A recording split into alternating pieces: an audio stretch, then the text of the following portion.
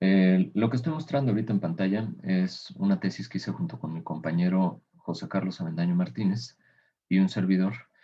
Eh, es la primera tesis que se hizo sobre un recorrido virtual. En un momento más les voy a poner el recorrido virtual como tal para que ustedes observen qué es lo que van a poder hacer ustedes también aquí en la asignatura, obviamente con una calidad gráfica superior y con interacción que nosotros estemos programando también todavía superior a lo que pues, yo hice hace ya algunos ayeres.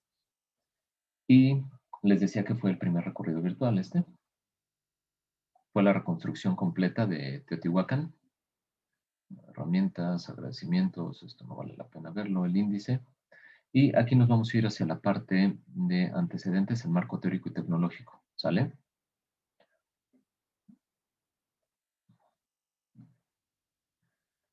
Primero, hay que ver para qué vamos a estar utilizando nosotros los sistemas de realidad virtual y realidad aumentada. Uno de ellos puede ser el aprendizaje, parte de lo que se muestra aquí o se lee aquí. Ustedes pueden buscar la tesis en TesiUNAM y pueden buscarla por el título o por los autores y podrán encontrarla y descargarla como lo hice yo. Les decía que uno de los fines de la realidad virtual, de los videojuegos, de la realidad aumentada, es el aprendizaje, es la capacitación, pero no es el único de los fines. Existen una infinidad de aplicaciones. Sobre todo, lo que más ha sido explotado, quizá por conveniencia económica, ha sido la parte lúdica y es lo que ha dado también un mayor desarrollo a los sistemas de realidad virtual, entendiendo por sistemas de realidad virtual a los videojuegos también. Estas son algunas de las personas e instituciones, perdón, que apoyaron el desarrollo de esta tesis.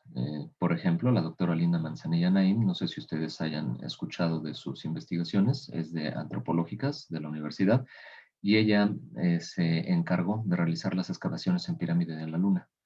Y estuve yo en contacto con la doctora para pues, asesoría sobre la construcción de los objetos tridimensionales que representaran de la manera más fiel posible y sobre todo en aquel entonces con las limitaciones en cómputo que teníamos nosotros, que representaran de la manera más fiel a la zona arqueológica.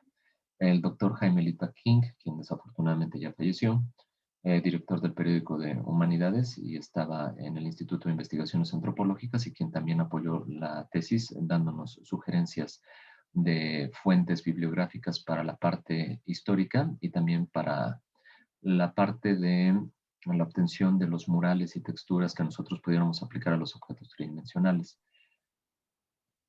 Nosotros utilizamos un libro de la mamá del ex rector Juan Ramón de la Fuente para poder texturizar de una mejor forma nuestros modelos tridimensionales con elementos que fueron parte de la cultura teotihuacana, aunque no están colocados obviamente en la posición correcta o en el lugar correcto, ya que las pirámides se revestían de estuco y sobre el estuco realizaban ellos las pinturas y pues ya no queda ni estuco ni las pinturas, quedan nada más por ahí el mural del Puma y quedan algunos murales en la parte del patio de los jaguares y ahorita veremos en qué partes todavía hay algunos murales que son correctos, el resto ya desaparecieron, ¿no? Entonces nosotros nada más supusimos y con elementos que sabíamos se encontraban dentro de Teotihuacán empezamos a texturizar, aunque sabemos no es lo correcto. Y bueno, el doctor Manuel González Casanova, quien es mi jefe actualmente en el departamento de multimedia en el Museo Universum, en la DGDC, y con quien estoy realizando yo todas las cuestiones de cómputo gráfico dentro del museo, ya sea producción multimedia, realidad virtual, aumentada, las películas interactivas estereoscópicas que les decía, que nosotros tenemos en la sala 3D.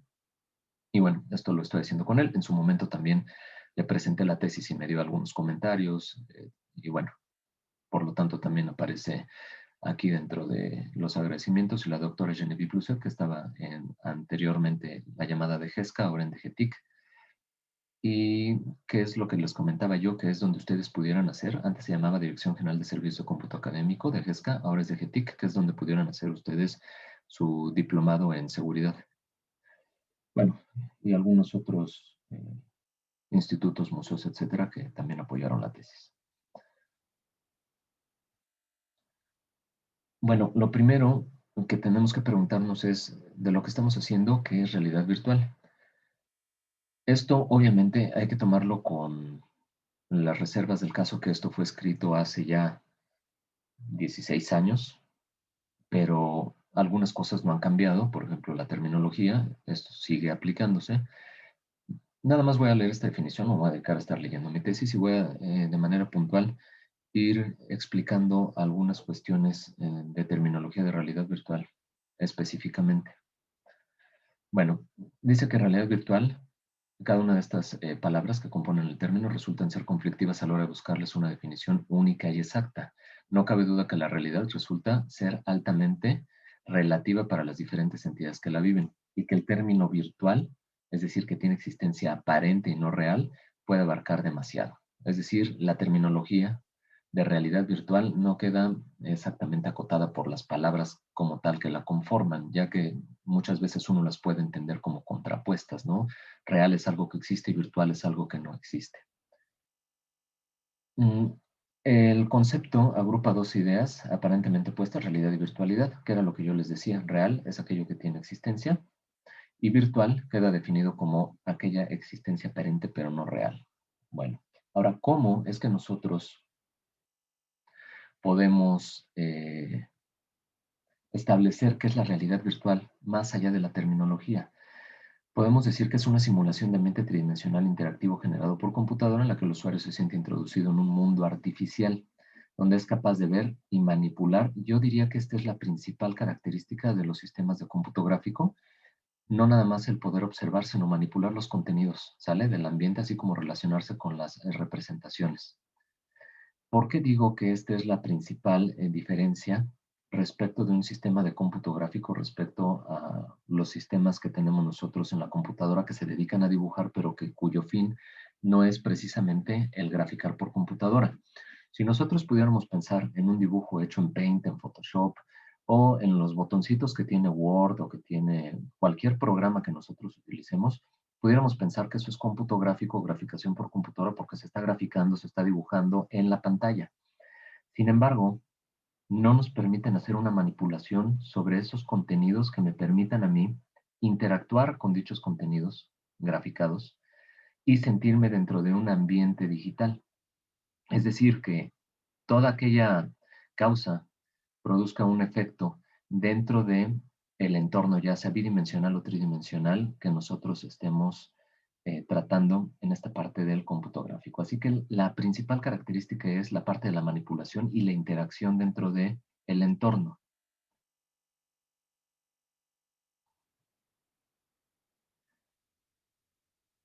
Tiene algunas características, nada más voy a citar rápidamente algunas y voy a empezar a poner ya ejemplos. Algunas características de la realidad virtual, por ejemplo, es que se dan sistemas en tiempo real o se tiene interacción en tiempo real. Significa que la computadora hace todos los cálculos necesarios, presenta una imagen nueva en un periodo de tiempo muy pequeño y obviamente mientras más aumente la capacidad en hardware, menores serán los tiempos de procesamiento y por lo tanto más las cosas que nosotros podamos estar haciendo en tiempo real. Esto hace que los requerimientos computacionales sean grandes. Esto lo puse yo, les decía, hace 15, 16 años. Siguen siendo requerimientos grandes, pero ya no tan grandes para la capacidad en hardware que se tiene. Hoy en día podemos correr nosotros en nuestro celular videojuegos en 3D que antes difícilmente podríamos correr en una computadora. Lo que decíamos hace un momento, la parte de interacción, nos da a entender que el mundo virtual y sus objetos o personajes reaccionan a las acciones del usuario y de ellos mismos, es decir, que también tienen ellos algunas acciones programadas, ya sea de física o algunas acciones de inteligencia artificial que les permiten interactuar entre ellos mismos o con el usuario. Es decir, esta es la principal característica, les decía yo, que separa a los sistemas de cómputo gráfico respecto a dibujar en la computadora cualquier cosa. Y la inmersión, proceso por el medio el usuario, o por el cual el usuario, perdón, está formando parte de la experiencia virtual, es decir, eh, tiene la sensación de estar dentro de ese entorno. Y no es nada más, como les decía, parte de un botón que se dibuja en pantalla. Ahora, vámonos únicamente de manera muy puntual hacia la cronología de la realidad virtual y ahorita les voy a poner algunas cosas de realidad aumentada y una línea de tiempo de cómputo gráfico. No me interesa darle lectura a todo lo que se tiene aquí y todo lo que les voy a presentar posteriormente. Nada más, lo único que quiero que entendamos perfectamente es que estamos hablando de mediados del siglo pasado a la fecha, y ni siquiera a inicios de la década de los 50, sino hacia finales. Es decir, el uso de la tecnología de realidad virtual, realidad aumentada, cómputo gráfico en general, pues si nosotros redondeamos y llevamos esto hacia el año 60, serían 40 años para llegar al 2000 y 21 años más para llegar al 2021. Es decir, tiene poco más de 60 años esta tecnología desarrollándose y en 60 años ha dado pasos agigantados y ha crecido enormemente. Esto también por las capacidades de cómputo que se tienen hoy en día y además de ello, pues por la propia inercia y lo que se tiene de conocimiento adquirido previamente que sirve para reforzar el nuevo conocimiento que se quiere generar. Si ustedes observan, algunas décadas se hicieron más cosas, otras menos, pero es a partir de 1958 que comienza a darse ya de manera apenas puntual como mera investigación y estar tratando de innovar en un área nueva, que es la realidad virtual y el cómputo gráfico. Yo termino aquí hasta 1994. Posteriormente han habido muchos avances, muchas cosas que se han hecho. Y ahorita les voy a mostrar directamente qué fue lo que se hizo aquí con el recorrido virtual. Aquí puse una breve historia sobre Teotihuacán, la cual ahorita no importa mucho tiempo. ¿Qué es lo que vamos a estar haciendo nosotros específicamente sobre la programación de videojuegos utilizando Unity? Tiene algunas características y algunas definiciones que nosotros vamos a estar mencionando cuando estemos nosotros haciendo ya nuestros programas. El punto de vista tiene que ver precisamente con esa posición de la cámara en un espacio bidimensional o tridimensional y la orientación de la cámara a través de un vector director que nos permita estar observando las cuestiones que se están modelando, ya sea en 2D o en 3D dentro de un escenario, ¿sale? Navegación, pues la propia palabra lo dice, es cómo nosotros podamos estar moviéndonos dentro de un espacio bidimensional o tridimensional. La manipulación tiene que ver también con la interacción. Aquí está, se puede seleccionar, interactuar y se pueden dar comandos para poder manipular, es decir, para poder eh, modificar las características, la posición o cualquier cuestión relacionada con los objetos pertenecientes a un entorno bidimensional o tridimensional. Ya habíamos hablado sobre la inmersión, que tanto nosotros estamos metidos dentro de ese ambiente virtual 2D o 3D, y la interacción, que aquí la separé como un elemento importante de la manipulación, pues bueno, ya hemos hablado al respecto. Eh, ¿Qué es lo que nosotros vamos a tener como componentes de un sistema de realidad virtual? En este caso, como componentes de los videojuegos. Existen efectores que dicen que son interfaces que dan acceso a un ambiente virtual. Y aquí yo les había preguntado que qué dispositivos habrían utilizado ustedes de realidad virtual o realidad aumentada. Ahorita yo les voy a poner algunas imágenes, me voy a ir directo a algunas páginas web de manera muy rápida, para que veamos cuáles son dispositivos dedicados a la realidad virtual. En efecto, las computadoras, los teléfonos o cualquier dispositivo de hardware que permita procesar de manera computacional algo de cómputo gráfico, podría ser un elemento de realidad virtual, un hardware de realidad virtual, pero no es dedicado. Aquí los displays montados en cabeza o head-mounted displays, esos sí son dedicados. Hoy en día tenemos un montón de lentes que nosotros podremos utilizar, algunos con capacidad de cómputo y otros sin capacidad. Si ustedes ven, por ejemplo, los lentes de realidad virtual de Google, son únicamente un par de anteojos que se colocan sobre un dispositivo para poder ver de forma estereoscópica las imágenes, es decir, ver en 3D las imágenes que nosotros estamos observando desde nuestro dispositivo. Pero no es que tenga una capacidad de cómputo para poder procesar lo que se está dando en un entorno. Esto depende meramente del celular que se esté utilizando para poder, a través del giroscopio y de los sensores que tiene el celular, poder detectar cuando se está girando la cabeza, cuando se inclina hacia arriba, abajo, es decir, en los distintos ejes coordenados, cuando se hacen las rotaciones o las traslaciones, que se pueda dar una modificación del entorno tridimensional respecto al punto de vista que tenga el usuario, que es el punto en el cual está parado y está observando, ¿no? A través del celular y en este caso con los lentes para poder observar en 3 dimensiones. Como simulador de realidad, nosotros lo que vamos a estar utilizando en este caso es Unity en primera instancia y además de ello un programa de CAD que les había dicho que es 3D Studio Max para el modelado tridimensional y con las respectivas prácticas que estoy tratando de designar para cada uno de los dos simuladores o programas que nosotros vamos a estar utilizando, ¿sale? En primera instancia me refiero yo a Unity, donde vamos a estar procesando un montón de elementos. Parte de ellos es la geometría. Sobre la geometría debemos nosotros establecer una proyección de texturas. Quizá cuando ustedes vieron álgebra lineal, recuerdan ustedes el cambio de sistemas, por ejemplo, de orden 2 a orden 3. Cuando nosotros tenemos un cambio en un sistema bidimensional para mapearlo a un sistema tridimensional, se está haciendo un cambio en el sistema de coordenadas y en el número de unidades que existe en el sistema coordenado. Mientras una textura es un elemento geométrico en 2 dimensiones, tenemos nosotros un objeto tridimensional al cual se le va a proyectar esta textura en 2D. Vamos a ver cuáles son los procesos específicos para hacer este mapeo. Además de la geometría y de la texturización, tenemos otros elementos. Podemos tener sonidos, podemos tener animaciones. También podríamos tener nosotros iluminación, efectos especiales. Y todos estos elementos en conjunto se pueden renderizar para obtener una imagen o bien el motor de realidad virtual o el simulador que tenemos nosotros aquí, se encarga en tiempo real de hacer todo ese procesamiento de geometría, imágenes, sonido, texturas, animaciones, etcétera, y darnos una imagen en tiempo real. Y el simulador se encargará de hacer por nosotros todo ese trabajo, dependiendo de lo que nosotros le estemos diciendo, ¿no? Y bueno, existen algunas ramas de la realidad virtual, la inmersiva, o intrusiva, la de escritorio, que es donde nosotros nos vamos a estar moviendo. No le voy a dar lectura a todas y cada una de ellas. Lo único que quiero decirles es que los videojuegos, que es lo que nosotros vamos a estar haciendo mayormente en este semestre, son parte de los sistemas de realidad virtual, los cuales se clasifican como sistemas de escritorio o sistemas desktop y están clasificados así como tal.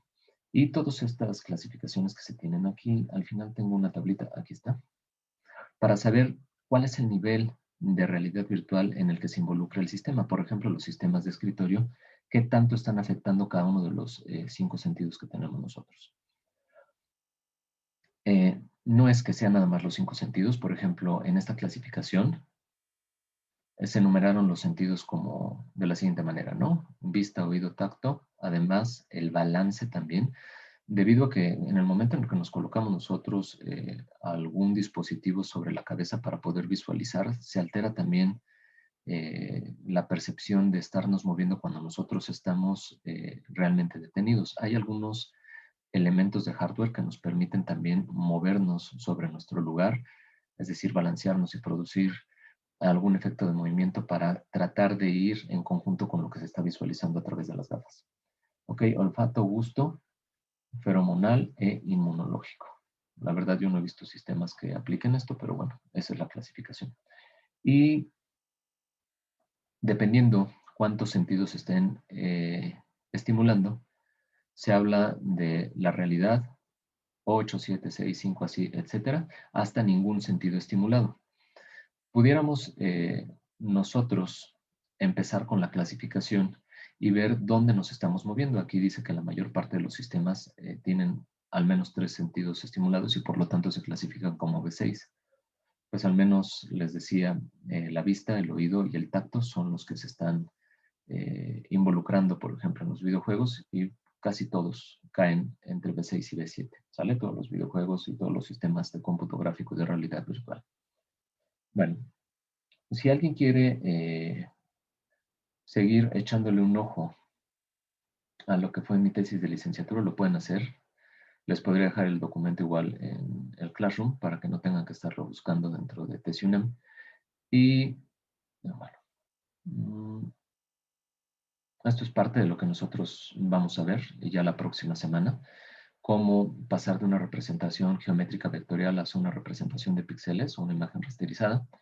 Y nosotros vamos a estar haciendo una práctica que les voy a mostrar cuál es el producto final o terminado que debemos obtener la próxima sesión y que ustedes deberán empezar ya a trabajar. Es importante que este fin de semana ustedes lo tomen para la descarga de Unity, la instalación en su computadora y puedan ustedes empezar ya a explorar la interfaz. Yo el día de hoy veré un poco de la interfaz de Unity y además de ello, el día lunes empezaré ya con la primera práctica que tiene que ver precisamente con la representación de un píxel, una línea recta y curvas en el espacio bidimensional y cómo obtener un programa a través de Unity compilado ya sea para computador o para dispositivos móviles que me permita realizar estos dibujos a través de una metodología que se llama de parametrización. Y aquí, si ustedes quieren observar parte de la teoría, viene también aquí hardware y software, por si ustedes quieren ir checando qué es lo que se utiliza o qué es lo que se utilizaba en aquel entonces, porque recuerden que esto tiene 15 años de desfase.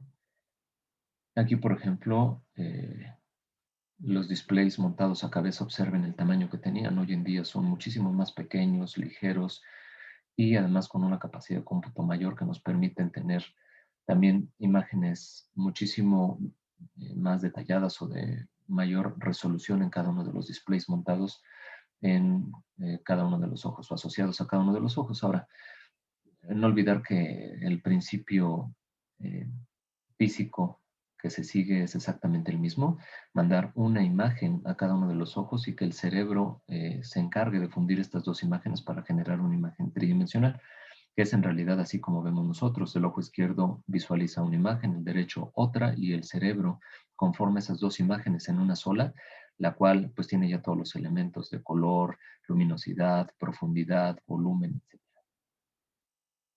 Y aquí yo les dejo, les decía, un listado de cuestiones de software y hardware que en su momento es lo que nosotros investigamos y ya ha quedado rebasado esto por el tiempo y por el avance tecnológico. Y ya nada más, si alguien quisiera también aquí en la parte media hacia el final de la tesis ver cuál fue el algoritmo que se utilizó para realizar la transformación de los elementos que se tenían en este caso en una maqueta y los elementos físicos que se tienen dentro de la zona arqueológica, cómo es que se hizo la reconstrucción de los modelos. Aquí tengo una tabla de Excel con la reconstrucción y con el algoritmo aplicado y finalmente esto nos lleva a este modelo que se realizó, que es un modelo bastante complicado, que se hizo en 3D Studio Max, y se explica en la parte de desarrollo cómo es que se hicieron todos y cada uno de estos objetos pertenecientes a el sistema de realidad virtual, al videojuego que también es multimedia. Y aquí ya hablo sobre todo del diseño del programa. Hacia el final tengo la parte de codificación en lengua 3D. Esta que es la parte de modelado tridimensional que les decía, que se hizo en 3D Studio Max en una versión bastante viejita, pero que bueno, en realidad no cambia en mucho la hechura de los objetos poligonales. Vamos a ver nosotros dentro de la construcción de objetos tridimensionales cómo se tienen objetos que son poligonales y que matemáticamente ustedes ya también lo vieron, son planos con normales asociadas para saber cuál de las dos caras será la que se visualizará dependiendo hacia dónde apunte la normal y cómo esté visualizando la cámara ese vector normal de cada uno de los planos asociados. Y bueno, tengo aquí paso a paso la parte en la cual fueron construyéndose algunos elementos como eh, las plataformas de la pirámide, las escaleras, etcétera. Por si ustedes quieren seguirlo, creo yo, pues puede ser de utilidad, o al menos un poquito enriquecedor saber cómo es que se hizo. Viene la parte de codificación. Esto se hizo en Lingo 3D, que es un lenguaje que ya ni se utiliza, sobre Macromedia Director, que era el programa. Ya ni siquiera está en uso tampoco. Pero bueno, les da una idea de cómo se codificó. Aquí, por ejemplo, nada más rapidísimo, y eso porque lo observé ahorita de pasada. Si se dan cuenta, se realiza un producto punto entre vectores. Aquí yo empecé a programar, digámoslo así, el engine para poder realizar el recorrido virtual. Y yo iba realizando producto punto entre vectores, el director del personaje, por decirlo así, es decir, en qué dirección va moviéndose mi personaje y cuál es el vector normal con el cual está colisionando para saber si es una pared o si es una escalera. Si es una pared lo detenía, si es una escalera le permitía subir, es decir, eh, modificar la posición en el espacio de 3 dimensiones, en la dirección en la que se iba moviendo, en fin. Se utilizan cuestiones matemáticas, sobre todo las cuestiones de álgebra vectorial para realizar la programación de un recorrido virtual como el que les voy a mostrar a continuación. No sé si hasta aquí tengan alguna pregunta, duda, comentario. Ya se terminó de subir también la película. Ahorita les voy a poner el título y se las voy a dejar ahí para que la vean ustedes. Prometía este archivo que descargué que era audio en español latino, no lo es así, es en castellano. Tiene también la posibilidad de cambiar el audio a inglés y de poner subtítulos, como quieran. El chiste es que ustedes la vean y me den un comentario sobre esta película y sobre todo un análisis de qué es lo que piensan ustedes podría ocurrir con la realidad virtual aumentada y en general los sistemas de cómputo gráfico en el futuro, involucrándose en nuestra vida cotidiana, no nada más como un elemento que está ahí viviendo en una computadora o en un teléfono y que cuando yo quiera lo juego, sino cómo va a empezar a alterar nuestra percepción de la realidad y el cómo vivimos. Bueno, ahora lo que voy a hacer es ponerles el recorrido virtual, nada más para que ustedes puedan observarlo. Lo voy a mover hacia la pantalla, permítanme un instante.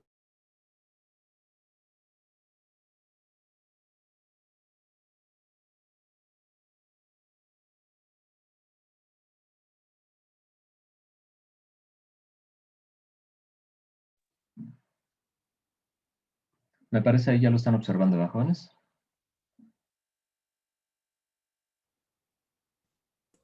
Sí.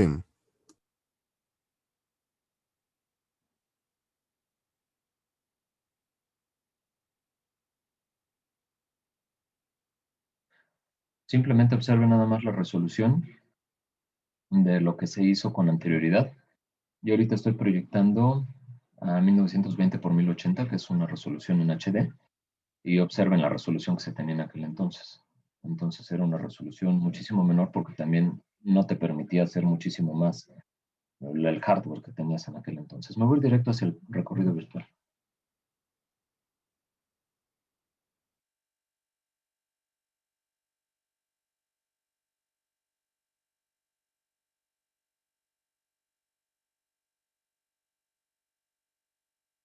Voy a bajar ahorita el audio nada más para explicar algunas cosas.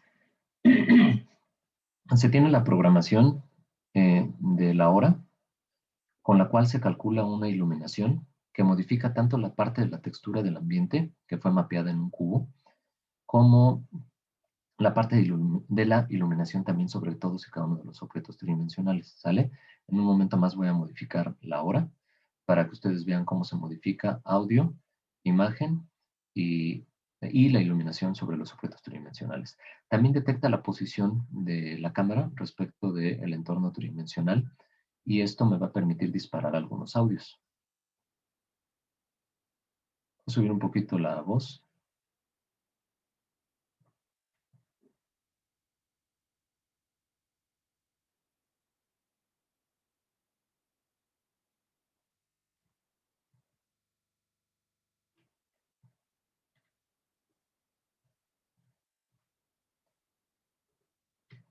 Esto fue hecho, les decía, hace ya más de 15 años. Se cometieron algunos errores. Por ejemplo, aquí el cómo se están visualizando la parte de las escaleras y que está tratando de visualizar el plano inclinado que se encuentra detrás de las mismas respecto al modelado geométrico de los escalones propiamente. Ahí teníamos que haber quitado el plano inclinado de fondo.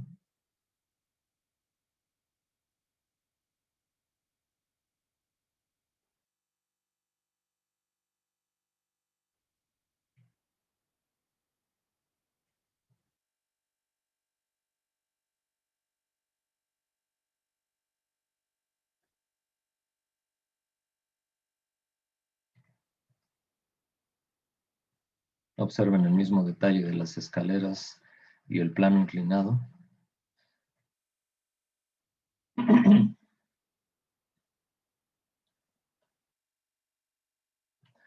Y aquí un detalle importante. No modelamos geométricamente cada una de las cabezas de Quetzalcóatl y de Tlaloc que se encuentran sobre cada uno de los basamentos de esta pirámide porque le pesaba mucho a la computadora y era imposible acercarse a este elemento ya que geométricamente era un elemento muy pesado.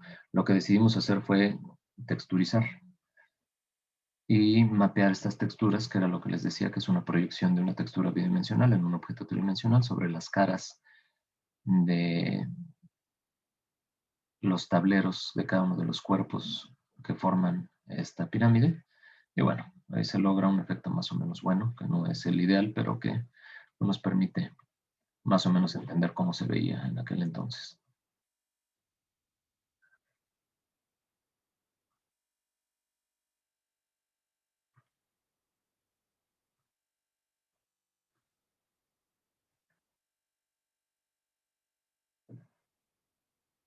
Ahora, lo único que voy a hacer es subir un poquito al ambiente y modificar la hora para que ustedes vean lo que yo les comentaba.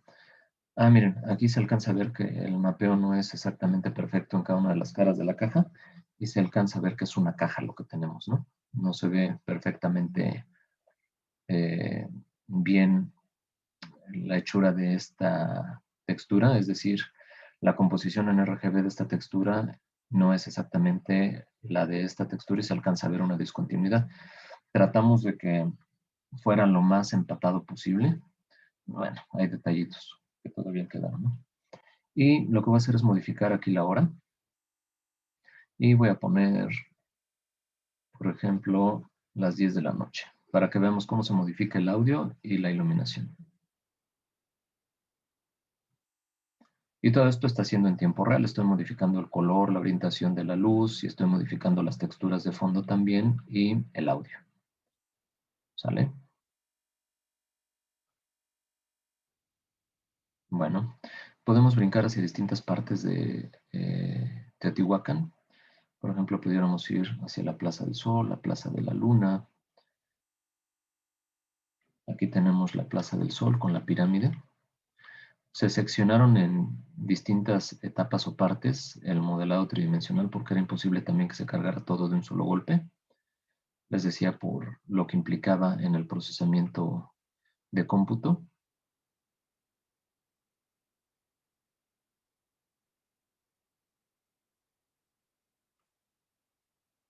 Vamos a poner una hora diferente para que se visualice mejor. Y bueno, se hizo la reconstrucción de todos y cada uno de los elementos de la zona arqueológica de Teotihuacán. Todos ellos se hicieron en 3D Max y se programó en Lingo 3D. Uno de los pocos murales que queda es el mural del Puma. Vamos a ver, no recuerdo ni siquiera dónde estaba. Está en uno de los costados, pero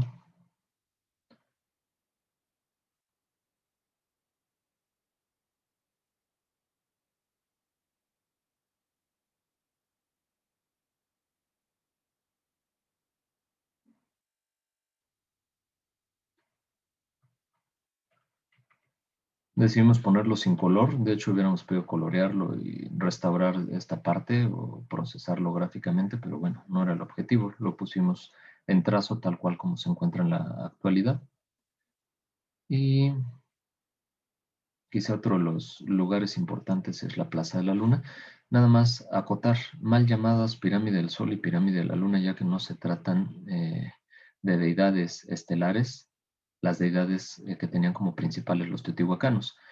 Se trataban de deidades asociadas a los ritos de agricultura y a la lluvia, así que eran deidades, la de la pirámide del Sol, que se verá por acá, bueno, se alcanza a ver por acá el perfil de la pirámide del Sol, era una pirámide de una deidad acuática masculina y esta era una deidad acuática también femenina, así que eran únicamente deidades acuáticas las deidades que tenían como principales los teotihuacanos y a quienes les dedicaron estas pirámides. Ahora me voy a mover directamente hacia el conjunto de palacios. Si ustedes me quieren interrumpir en cualquier momento, háganlo para preguntar cualquier cosa que ustedes tengan dudas sobre la hechura de este recorrido, el modelado tridimensional, la programación, etcétera.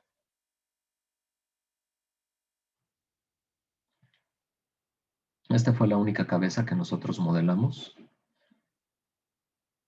que se encuentra de hecho en esa posición, es la posición original. Quienes han ido a Teotihuacán podrán recordar justo al entrar al conjunto de palacios que se encuentra esa cabeza de Quetzalcóatl. Y bueno, esto sí tiene el mapeo de texturas. Fuimos directamente al sitio arqueológico y tomamos las fotografías de cada una de las columnas del templo de Quetzalpapalotl y las mapeamos. Se ve muchísimo más realismo, puesto que ya se tiene proyectada una textura sobre los elementos que son las columnas y las almenas que se encuentran en la parte superior. Además de ello, estos murales sí se encontraban en esta posición, es decir, sobre los tableros que se están mostrando. Y esto está cerrado al público en general, aquí sí que nosotros supusimos nada más aquí algunas texturas, las cuales obviamente no eran parte de los murales que ellos tenían. En la parte inferior, dentro del conjunto de palacio, se encuentra el patio de los jaguares. Igual hicimos el mapeo de las texturas. Estas texturas sí son parte de los murales reales que se tienen. No hicimos ya el procesamiento gráfico para darles color, las tomamos tal cual y las mapeamos sobre el fondo rojo, que se supone la ciudad estaba prácticamente toda hecha sobre estuco pintado de rojo. Y en la parte inferior, y que esto tiene que ver con las etapas históricas de la ciudad, debajo del templo de Quetzalpapalotl está el de los caracoles emplumados. Y eh, esto jamás existió en la realidad, que uno pudiera entrar a los dos sitios. Vino una especie como de golpe de Estado, una especie de rebelión de un grupo de poder sobre de otro, y entonces lo que hicieron fue construir los palacios en los que estuvimos con anterioridad, el de Quetzalpapalotl sobre el de los caracoles emplumados, para decir que era una dinastía diferente y una forma de gobernar y gobernantes distintos a los anteriores, ¿no? Como una muestra de hegemonía o poder de un grupo sobre el otro. Lo mismo ocurrió en el templo de Quetzalcóatl. Se tiene un edificio adosado y se piensa que es más o menos de la misma época en la que ocurrió esto. Bueno, ¿alguna duda que tengan? ¿Alguna pregunta? Los escucho.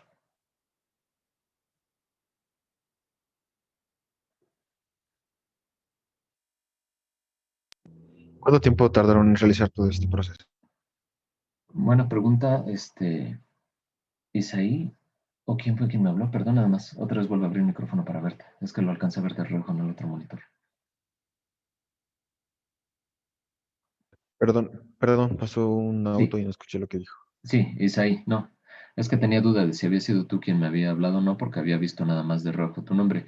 Más o menos, Isaí, en la parte del modelado tridimensional, tardamos como unos 5 o 6 meses, casi medio año, porque fue desde ir a hacer el levantamiento con fotografías hacia la maqueta, sacar cuál era la correspondencia entre lo que nosotros veíamos en la maqueta con lo que existía en la realidad, ir viendo cada una de las estructuras para sacar los modelos, posteriormente ya entendiendo toda esta parte de qué modelos íbamos a hacer, con qué medidas, ya teniendo toda la tabla de medidas, pues fue realizarlos en 3D Studio Max desde cero. Muchos de los elementos se parecen, por ejemplo, sobre la calzada de los muertos, se tienen muchas pirámides o basamentos que son similares, pues esas las fuimos clonando y nos ahorramos ese tiempo, pero bueno, fue casi medio año el que nos tardamos en la parte del modelado tridimensional y nos tardamos casi un año en la parte de la programación del engine, porque pues yo neciamente quise que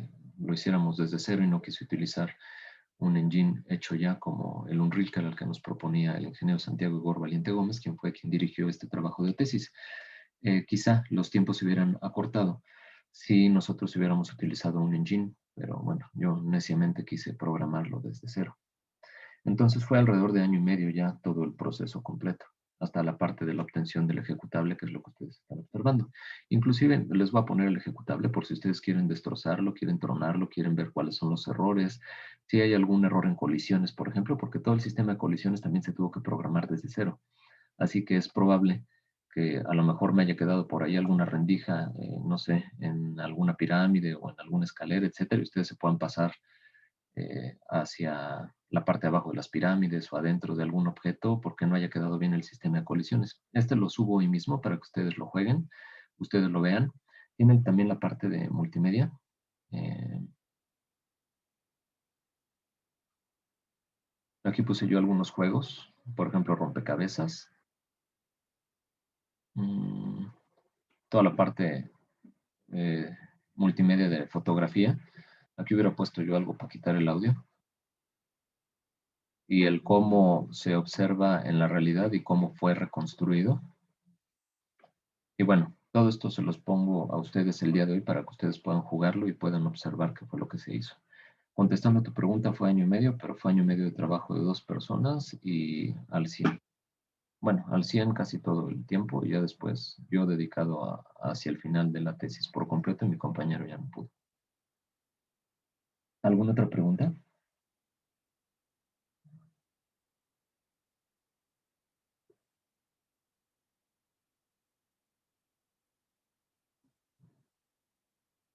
¿Fue mejor haber hecho todo desde cero o habría valido la pena haber usado algo ya semi-creado? Para mí fue mejor haberlo hecho todo desde cero porque entendí perfectamente cuál es el proceso de funcionamiento de un engine. Si me lo preguntas ya en cuestión laboral o profesional, pues obviamente conviene utilizar un engine porque ahí te interesan tiempos de producción porque eso implica dinero. En mi caso, como era aprender, a mí me gustó mucho hacerlo todo desde cero. Les voy a mostrar ahora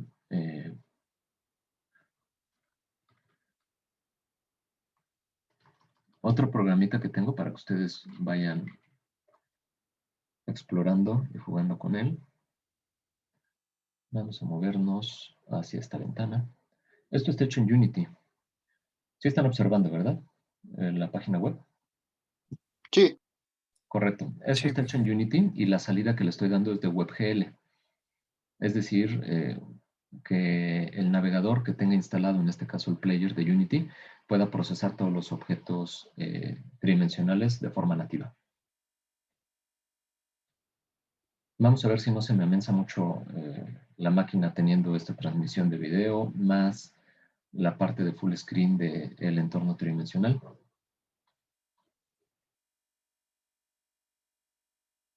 Lo que tengo yo aquí es modelado Templo Mayor y toda la zona arqueológica de Tenochtitlan. La posición del mapa ya no la moví porque esto estaba pensado para 1024 por 768, que es la resolución a la cual corre la tarjeta gráfica de la máquina de la ventana Euclides, que es el cine 3D que tenemos, y ya no lo moví ahorita para que sea adaptativo. Lo que sí es importante es que se realiza un mapeo de la posición 3D respecto a la 2D, y eso se hace de manera algebraica. Ustedes establecen las ecuaciones de transformación y pueden mapear la posición del personaje respecto al mapa. Otra de las cuestiones que se exportó mal en WebGL es que de manera dinámica estos personajes seguían un path, es decir, una serie de líneas en el espacio de 3 dimensiones o curvas, que eran estas rutas o caminos a seguir por cada uno de los personajes. Lo voy a volver a exportar para que se vea esto ya mejor. Se tiene igual por completo modelada la zona de Tenochtitlan. Y esto ya está hecho en Unity. La calidad visual que se tiene de este sistema respecto al que les mostré con anterioridad, yo creo que sí es totalmente diferente. Aquí ya se involucra también a los personajes, el modelado de los mismos, animación sobre los personajes y un sistema de movimiento de cámara. Se puso también neblina o fog en el ambiente para que se perciba un poquito más la lejanía o la profundidad. Parte de lo que tengo que hacer y me queda como trabajo es el altar Zompantli, que está únicamente texturizado con los cráneos, que es una imagen nada más, no me acuerdo de qué dimensiones. Meterle otro canal para que sería un normal mapping, un canal de mapeo por normales, para que a través de una imagen por normales pueda yo deformar estos cráneos y hacerlos como si fueran ovalados y se vean en 3 dimensiones sin que esto deje de ser una textura. Pues bueno, me hace falta la parte de la texturización ahí. Si se dan cuenta, se tienen mezcladas texturas. En el suelo se tiene como un poco más sucio aquí pegado hacia la parte del altar Zompantli. Y si se dan cuenta, en todo momento sigue la posición del personaje respecto del mapa. Yo ahorita estoy a un costado del templo Quetzalcóatl, que por cierto se ubica debajo de Catedral. Y esto como lo que va a hacer es un juego en el cual tienes que encontrar tú a un personaje y ciertos objetos. En todo momento me está marcando que yo debo ir hacia la posición del punto azul. Por eso es que aquí en esta especie como de radar que se encuentra en los pies del personaje sigue apuntando en la dirección hacia donde me debo yo ir o dirigir. En este caso yo lo que quiero es mostrarles el resto de la geometría. Por ejemplo, el templo de Quetzalcóatl. Aquí, si se dan cuenta, la cámara se programó para que empezara a rotar y se moviera para ver la parte frontal del templo.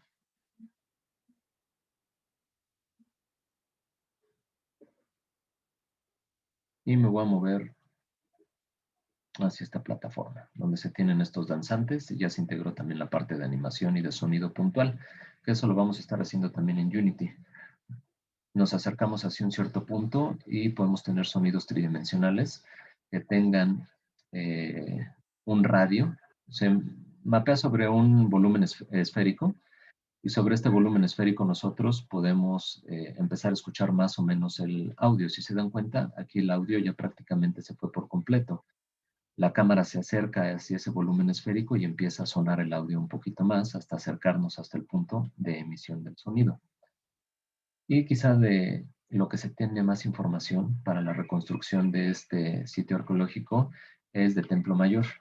Aquí está fallando el colisionador, no sé por qué. Vamos a ver si lo puedo brincar. No, está colisionando. No sé por qué. Tengo que revisar eso. Se supone que debiera permitir subir. Bueno, para que vieran ustedes. A ver si ahí estamos ya. Logré romperlo. Se tiene la texturización sobre la Coyolxauhqui y se tiene modelado por completo el sistema de cámaras, es decir, para hacer la orientación de la cámara respecto a la fachada de Templo Mayor, y además de ello cambia también la posición. Cuando se ubica el personaje más allá de la mitad en la altura de la pirámide de Templo Mayor, empieza a modificar la altura para ver obviamente la parte superior del templo. Ahí empieza a acercarse hacia el personaje, y el sistema de partículas que tengo yo en cada uno de los braseros creo yo está corriendo bastante bien, aunque se está quemando un poco la textura aquí en esta parte media, porque está sumando los píxeles del piso que es blanco con la textura que le puse yo de fuego, entonces se está terminando ahí por quemar. Hay que ajustar un poquito ahí el color de las partículas que yo estoy haciendo que se emitan en los braseros. Y parte de lo que se ve muy bonito también es esta parte de los materiales que se pueden asignar a los shaders sobre ciertos elementos. Por ejemplo, el shader que se generó aquí de agua, pues la verdad se ve bastante bien porque se ve el reflejo y se ve inclusive hasta el movimiento del agua en cada uno de los canales que se ubicaban en las chinampas. En este caso, por ejemplo, en la parte de atrás de Templo Mayor. Y esto lo hice yo para el Museo Universum, para que esto pueda ser visualizado en 3 dimensiones. Es decir, nosotros nos colocamos nuestros lentes o gafas estereoscópicas pasivas, que son en este caso las que se utilizan en el museo, es decir, se utilizan un par de polarizadores circulares en cada uno de los ojos para poder filtrar las imágenes que vienen de 2 cañones distintos y que nos van a permitir tener 2 imágenes diferentes en todo momento en cada uno de nuestros ojos. Y como les decía, nuestro cerebro lo que hace es la reconstrucción de estas 2 imágenes para formar una sola en 3 dimensiones. Y la verdad se ve bastante bien, sí se ve volumen en lo que uno está visualizando ahí dentro de la ventana Euclides. ¿Alguna pregunta que tengan de este sistemita?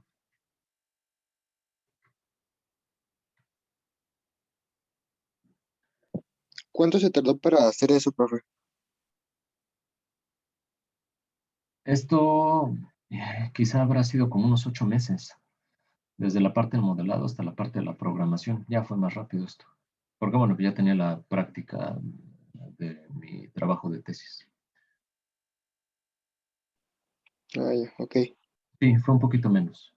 Ahora, yo esperaría, una de las prácticas que tengo yo pensada para ustedes es un recorrido virtual. Obviamente no van a tener tantos elementos modelados, o igual y sí, podemos jalarlo de ciertas bibliotecas o librerías 3D. El objetivo en este caso para el recorrido virtual no sería la construcción de los objetos tridimensionales, sino la programación de un sistema de recorridos virtuales que les permita a ustedes mover la posición de la cámara con las flechas, detectar la colisión de la cámara y programar el movimiento de la cámara respecto a ciertos objetos.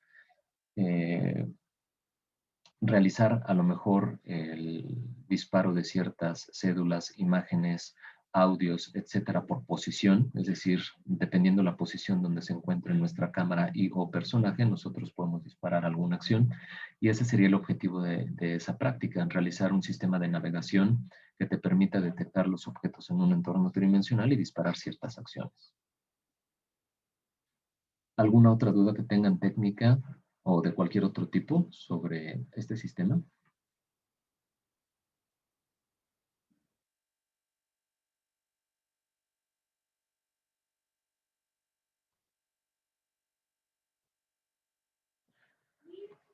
Cualquier duda que tengan, jóvenes. Bueno, yo no alcanzo a percibir bien el sonido que comentaste, pero ese cómo se colocaría dentro de. Ya hay Sí, se algo coloca especial que nos ayuda. como un elemento tridimensional en el entorno y tú le dices cuáles van a ser las propiedades físicas de tu audio. Es decir, eh, cuál va a ser el radio en el cual se va a estar escuchando este sonido, y te digo que se mapea sobre un volumen esférico. Ahora, tú también puedes programar, o bueno, no programar, sino modificar gráficamente de las propiedades del sonido, qué tanto quieres que caiga o permanezca constante o se atenúe lo menos posible sobre esa superficie esférica para saber cuál va a ser el radio y cuál va a ser la forma en la cual se va a estar escuchando tu sonido. Se coloca como un objeto tridimensional. Obviamente es un sonido, pero tiene esas propiedades de posición y de radio de acción, que es parte de lo que vamos a estar haciendo también nosotros. Les busqué alguna información sobre hardware de realidad virtual y de realidad aumentada. En este caso, lo que les estoy poniendo yo es de realidad aumentada y es realmente reciente esto, es decir, no tiene tanto tiempo, tiene un año y cachito, para que veamos cuáles son los distintos dispositivos que tenemos hoy en día nosotros para la visualización de sistemas de realidad aumentada. Yo, además de estos que vienen aquí y que vamos a estar viendo rápidamente a continuación, aumentaría uno más, dada la redundancia, que sería el celular como un dispositivo también de visualización de sistemas de realidad aumentada. Y en un ratito más les voy a buscar un video que tengo por ahí de un sistema de realidad aumentada que hice hace poquito para el sistema de aguas de la Ciudad de México, y para que ustedes vean cuál es la capacidad que se tiene hoy en día de procesar de forma computacional un sistema de realidad aumentada con el simple celular. Bueno, tenemos nosotros los lentes de Microsoft y aquí viene explicación de cómo se interactúa. Por ejemplo, dice que se usa la mira para seleccionar los hologramas y el movimiento de la cabeza guiará el cursor, y los gestos corporales también pueden seleccionar hologramas, ítems para abrir aplicaciones. Yo supongo que por movimientos corporales, nunca he utilizado unos lentes HoloLens de Microsoft, pero supongo que eh, realiza una especie como de colisión entre lo visualizado físicamente con la mano, por ejemplo, que puedas estar tú haciendo el gesto de tocar algún botón, respecto a lo que tienes tú en cada una de las pantallas sobre los lentes. No lo sé, les digo, nunca he utilizado un dispositivo de hardware de este tipo, como el Microsoft HoloLens. Y utiliza la voz también para navegar y controlar las aplicaciones. Existe este otro también que se llama Magic Leap One, tampoco lo conozco yo, no lo he utilizado. Epson Moverio, Google Glass Enterprise Edition. Y bueno, aquí nos habla un poquito del futuro de la realidad aumentada. Si gustan, vamos a ver un poquito el video de los HoloLens.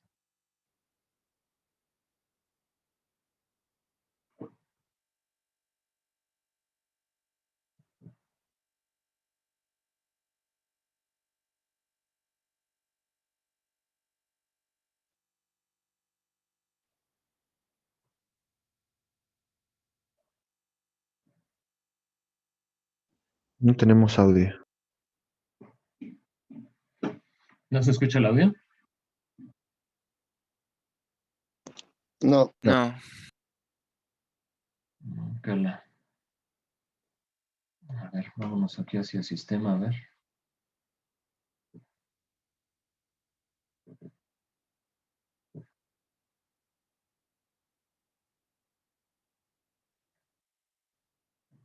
¿Ahí lo escuchan?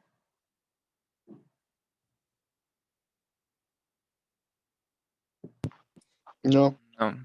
Sigue sin escucharse. Tengo problemas para transmitirlo, no sé por qué.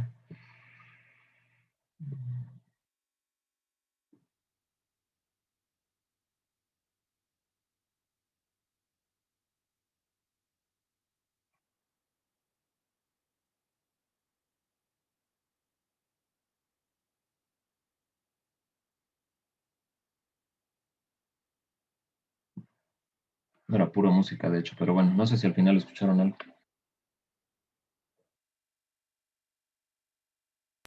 No. ¿Nada? Úquela. Bueno. ¿Me están escuchando a mí? Sí. Sí, Ok, profesor. al menos, Sí. al menos me están escuchando a mí ahorita. ¿Alguien sabe por qué no se está escuchando el audio? Yo en realidad veo que estoy transmitiendo los sonidos del sistema y estoy poniendo de manera activa, en este caso, la tarjeta de audio. Estoy seleccionando el audio que quiero reproducir, pero a lo mejor tiene que ver con la parte de transmisión. Aquí, a ver, permítanme. A ver, le voy a cambiar aquí a Same Assistant. ¿Me escuchan a mí ahorita? Supongo que sí, ¿verdad? Sí, oye, profe. Vamos a transmitir a ver otro video y a ver si escucho el video. Me dicen ustedes, porfa. Ya se escucha. ¿Sí se escucha? Sí. Ok, gracias. Sí.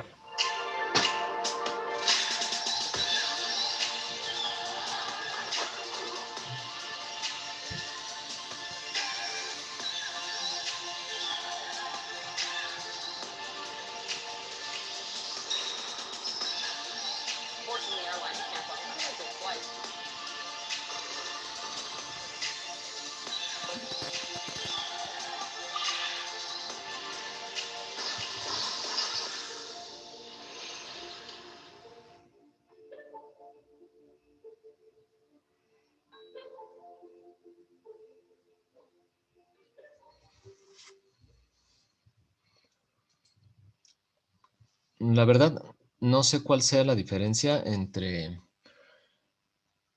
este Magic Leap One. No sé si esté mezclando el video de fondo y por eso lo cataloguen como un dispositivo de hardware de realidad aumentada. Respecto a lo que se tienen con los Oculus, yo lo veo de manera similar, pero quizás sea por la sobreposición sobre los fondos que están observándose en video o de manera translúcida en las pantallas de cristal líquido. No lo sé. No lo sé porque yo lo veo de manera similar. A ver, vamos con este último.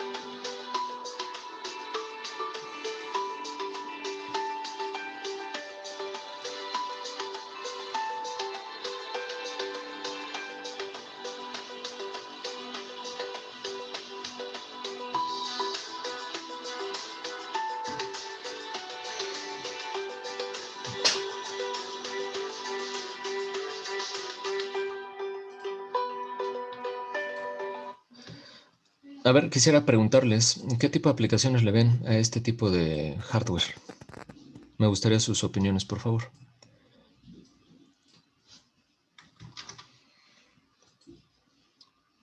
¿Qué tipo de aplicaciones se les ocurren a ustedes?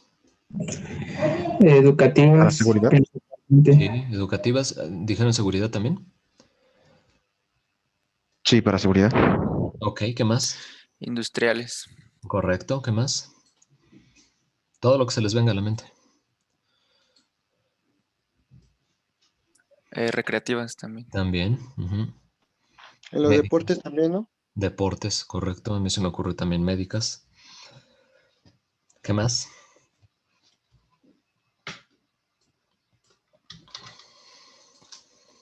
Y esto tiene que ver, la pregunta que hago yo, sobre todo con la parte de educación. Si ustedes tuvieran un sistema de realidad aumentada como este, que les permite en todo momento saber qué es lo que tienen que hacer y cómo hacerlo, ¿dónde quedamos nosotros como ingenieros? Digo, nosotros podríamos hacer el sistema, pero si posteriormente estamos involucrados, por ejemplo, en una cadena de producción o estamos involucrados en un cierto proceso, ¿hasta dónde llegará el aprendizaje con este tipo de dispositivos? ¿Hasta dónde sí importa también la capacidad y destreza, perdón, que tenga la persona que esté utilizando el sistema para ser guiado por el sistema de realidad aumentada, pero también dependa de la destreza y habilidad que tenga para poder resolver las cosas? Vamos a estar pensando en resolver, no sé, un problema mecánico o eléctrico sobre algún dispositivo.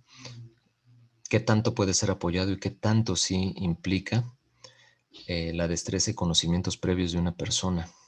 No sé, a mí me queda un poquito la duda de ese límite, qué tanto las personas pudieran hacer las cosas sin conocimiento previo, o bien si sí se requiere un gran conocimiento para además sumarle lo que te muestran las gafas y poder resolver ciertos problemas. No sé qué opinen ustedes al respecto.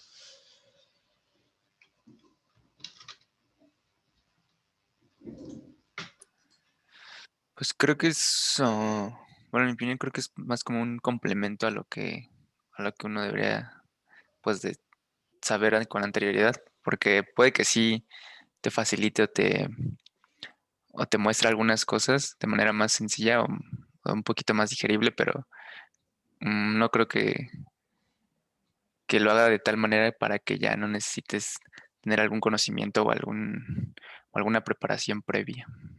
Claro, totalmente de acuerdo contigo. ¿Alguien más que quiera opinar? Gracias. Pues parte sirve más como asistencia. Como una asistencia, va más o menos con lo que decía también tu compañero. ¿Alguien más? Sí, porque al final estaba recibiendo dirección de otra persona, simplemente estaba usando el Epson para poder mostrarle a otra persona qué era lo que estaba pasando.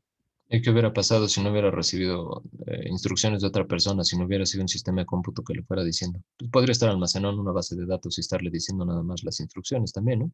Estar haciendo una consulta dinámica. Sí, también. Pero creo que no cambiaría, ¿verdad? Estamos de acuerdo en que sería nada más un apoyo a las destrezas que debe tener la persona y conocimientos, preparación que debe tener la persona para resolver cierto problema. Si no, pues simplemente con las gafas alguien se las pone, por ejemplo, si es un sistema médico y podría estar operando a otra persona, pues creo que no, ¿verdad?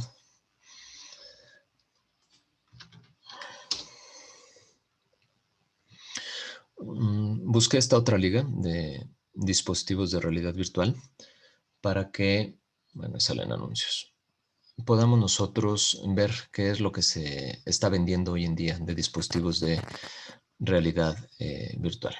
Vamos a correr algunos videos, no sé qué tan largo sea este. Este sí me lo La corre. realidad virtual está más viva que nunca. Son varios los actores que intentan cumplir esa utopía, capaz de evadirnos del mundo real a través de imágenes virtuales. En Chataka hemos podido probar la Samsung Gear VR, un producto muy ambicioso que llega con la etiqueta de innovación. La Samsung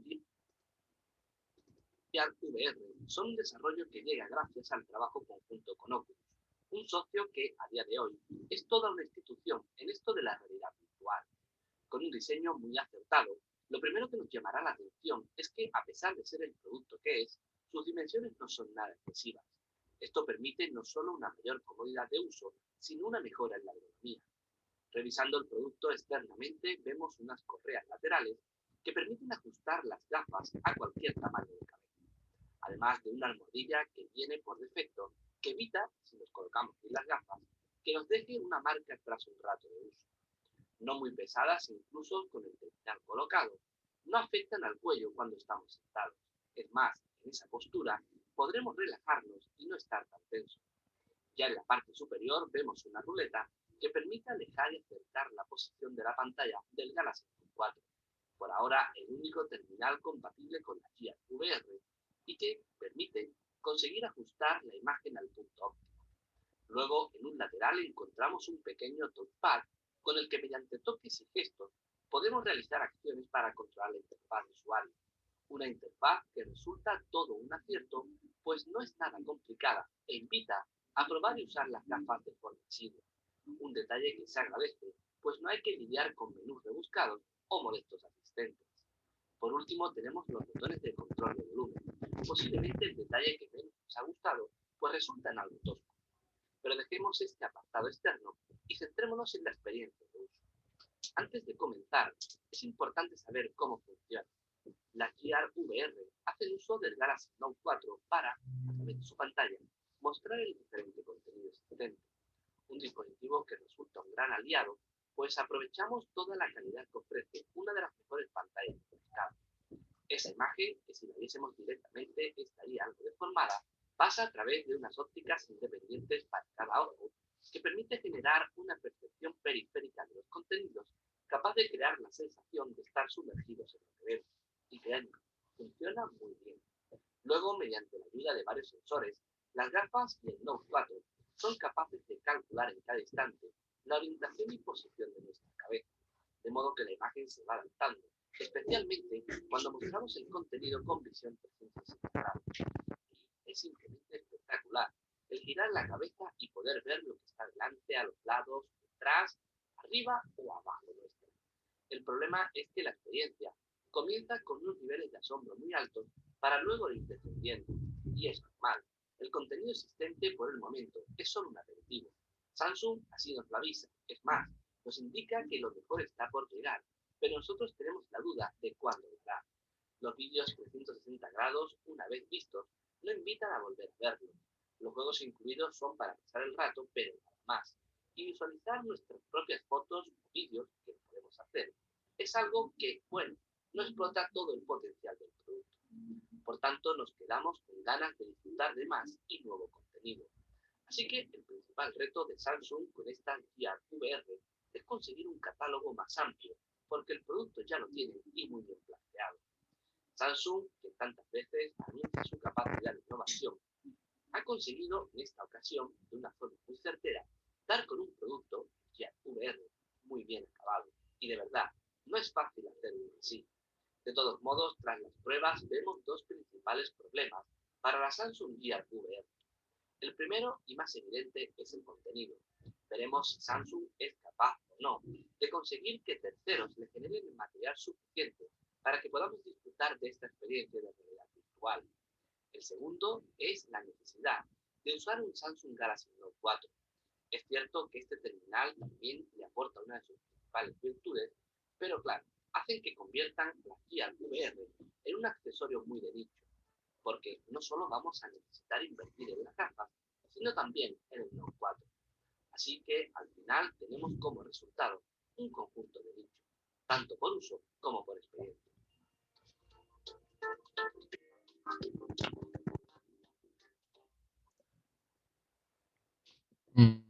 Yo tuve la oportunidad de comprarme estas gafas. Las gafas son baratas. Bueno, no tan caras, pues, relativamente respecto al precio del teléfono. Me salieron por ahí alrededor de 1,500 pesos las gafas, lo cual no es tan caro. Lo caro es el dispositivo. El dispositivo para poder visualizar no es cualquier teléfono de Samsung. Se deben tener ciertas capacidades en procesamiento y no cualquier teléfono de estos lo puede correr. Esta es la que les comentaba yo, que se puede construir de la misma manera y que me parece también son de cartón las de Google. Y uno puede poner directamente el dispositivo. Lo único que hace es dividir la imagen en dos. Una imagen para el ojo izquierdo, otra para el ojo derecho, y el sistema que debe estar corriendo, ya sea la película o aplicación estereoscópica, pues debe dividir a la mitad el video para que se tenga una imagen para cada uno de los ojos, lo cual también limita la resolución de lo que se está visualizando, porque la resolución que tenemos nosotros en los celulares se tiene que dividir en dos para poder tener las dos imágenes, así que no se tiene una resolución completa de lo que se tiene en pantalla. Se tiene una resolución a la mitad. No sé si tiene algún otro video Creo que todavía son más caros los de los videojuegos. ¿Alguien tiene alguna plataforma de juegos? ¿Alguna consola? Y no sé si sepan del precio de este tipo de dispositivos. Sí, sí están algo caros. Por ejemplo, el PlayStation VR Ajá. está como en 9,000 pesos aproximadamente. Sí, es lo que te digo, empiezan a subir mucho los precios, ¿no, Osvaldo?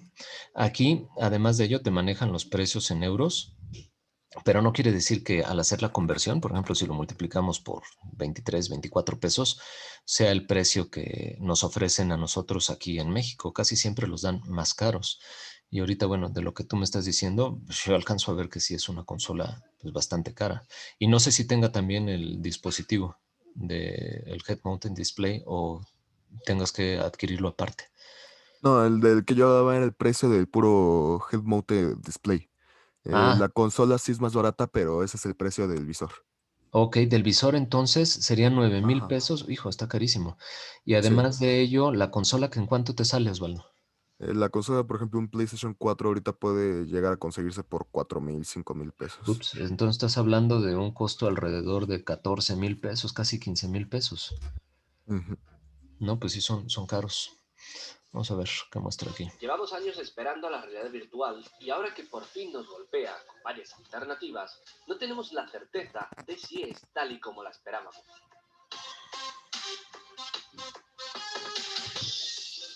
Las PlayStation VR son la opción de Sony, unas gafas pensadas para su consola y cuya primera impresión es que van a resultar muy aparatosas.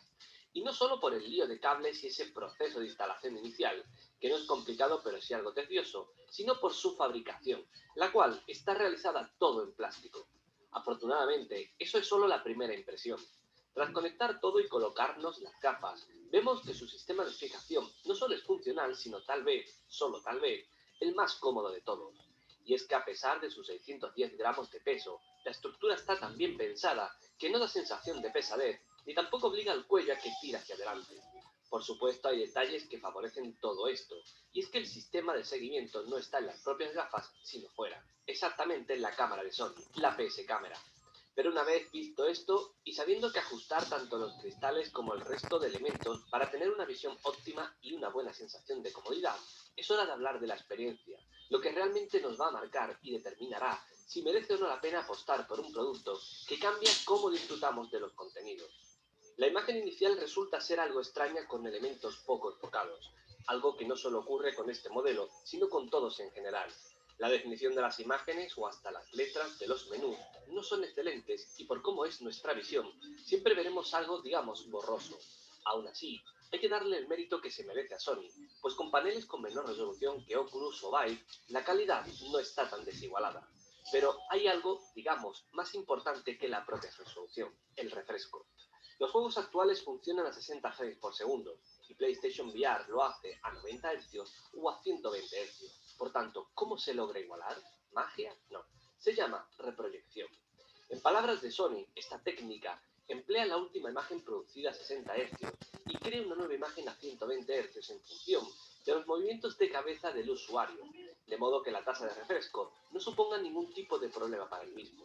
Pues bien, dejando a un lado la teoría, lo cierto es que esta técnica sí la podemos valorar y funciona bastante bien, tal cual está todo planteado, de modo que no tenemos problemas de fluidez y si no sabías nada de esto a la hora de jugar, no habrá nada que te llame la atención de forma negativa. El rendimiento es correcto, tal vez un poco de lag a la hora de realizar movimientos rápidos, pero prácticamente inapreciable cuando te acostumbras. No obstante, si lo anterior era algo positivo, sí que tenemos que decir que también hubo cosas negativas en esta experiencia. Problemas puntuales con el tracking que obligaban a pulsar el botón de opción o incluso salir al menú principal para que nuestra posición y la imagen en pantalla quedasen perfectamente alineadas. Pero el punto más controvertido, el punto más negativo, es que estas PlayStation VR no resultan ser un producto apto para todos, por un motivo muy simple, los mareos. Como ya comentamos en nuestras primeras impresiones, varios de nuestros editores sufrieron mareos cuando probaron estas PlayStation VR. Tal vez a medida que se usen más se irán reduciendo, pero lo cierto es que en determinados títulos Los movimientos rápidos hacen que nuestro cuerpo pueda sentirse algo extraño, sobre todo porque el no sentirlos como tal provocan un mareo que en función del título puede ser mayor o menor. Vale, puede que el estómago sensible de algunos puede que le afecte un poco más, pero lo cierto es que es un punto que hay que considerar. Y ya que hablábamos de juegos, ¿cómo son los que están ya disponibles? Pues bien, no vamos a engañar a nadie. Resultan interesantes, pero a nuestro entender es su principal problema, pues no están a la altura por ahora. Esto lo decimos porque no hay ningún título por el momento que te haga querer llegar a casa y ponerte a jugar con las gafas. Al principio los pruebas todos, es algo lógico, pero más allá de algunas demos concretas y otro título puntual, no hay ninguno que realmente enganche. Por todo esto, PlayStation VR es una apuesta valiente, bastante atractiva y con detalles muy interesantes, con un muy buen desarrollo y con una calidad notable. Y si sumamos algunas opciones como el modo cinema y además comparamos con la oferta de otras marcas, lo cierto es que resulta bastante interesante, incluso sumando el coste de invertir en una PlayStation 4 para poder utilizar las mismas. Pero es que esta inversión inclusive así es mucho menor que la que hay que realizar con Oculus o Vive para tener no solo las gafas, sino también un PC preparado para la realidad virtual. De todos modos, aunque le podríamos sacar algunas pegas, como esa mejora necesaria a nivel gráfico, su mayor problema es la falta de juegos. Por fortuna esto tiene fácil solución. Lo que ya no estamos tan seguros es que si eres de los que te mareas con cierta facilidad, puedas usar las gafas con total tranquilidad. Así que tienes que valorar y elegir. Si a nosotros nos preguntaran si compraríamos hoy una PlayStation VR, posiblemente la respuesta sería no. Cuando lleguen más y mejores juegos, ya habrá tiempo para planteárselo de nuevo. Pero por ahora, tal vez, la realidad virtual no llega con tanta fuerza como para conquistarnos a todos. Son dispositivos caros y además de ello lo que comentaban ahí en el video, tienen toda la razón, no cualquiera lo puede estar utilizando después de un rato de estar sin moverte y estar observando que todo se mueve a tu alrededor, terminas mareándote. Inclusive en la ventana Euclides, en el cine 3D que tenemos ahí en el Museo Universum, donde no es un casco como tal, sino nada más son gafas y tú puedes estar observando hacia otro punto que no sea la pantalla, muchas personas se marean porque es lo mismo, es la sensación de estarte moviendo sin moverte y eso tarde o temprano pues termina diciéndole a tu organismo que no es real lo que estás viviendo y que está pasando algo que no está dentro de los límites normales del organismo y empiezan a marearse las personas.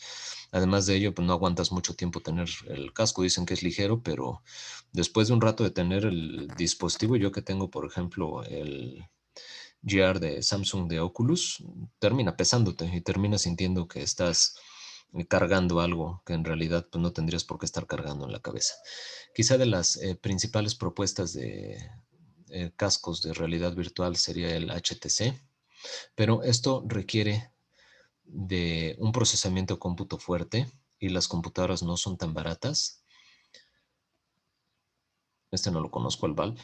El Oculus Rift y lo mismo, requieres de una tarjeta gráfica que le dé soporte a lo que se va a estar procesando en tiempo real, el Oculus Go y el Oculus en general, ¿no?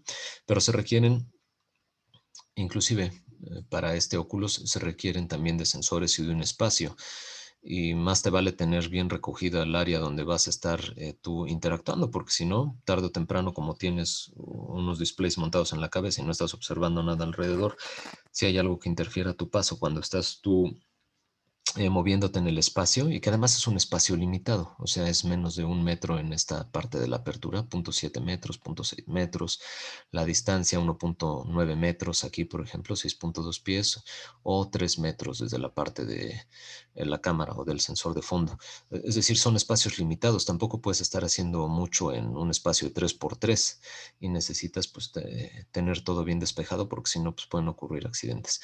Así que por el momento son opciones que quedan como opciones quizá para unos cuantos, quizá para quienes tengan dinero y quieran indagar, pero no para estar llegándole de manera masiva a las personas con este tipo de aplicaciones, inclusive aún ya pasando cierto tiempo. Lo que les voy a mostrar a continuación son estos videos del sistema de realidad aumentada que les digo realicé para un libro que está a punto de publicar el Sistema de Aguas de la Ciudad de México. Voy a mostrarles al menos un par de videitos de estas aplicaciones de esta aplicación de realidad aumentada que hice. Y vamos a ver. El primero de los videos que vamos a ver, inclusive programé un shader sobre una cascada para que ustedes vean cómo se programan, o bueno, cómo se ven unas texturas programadas en tiempo real.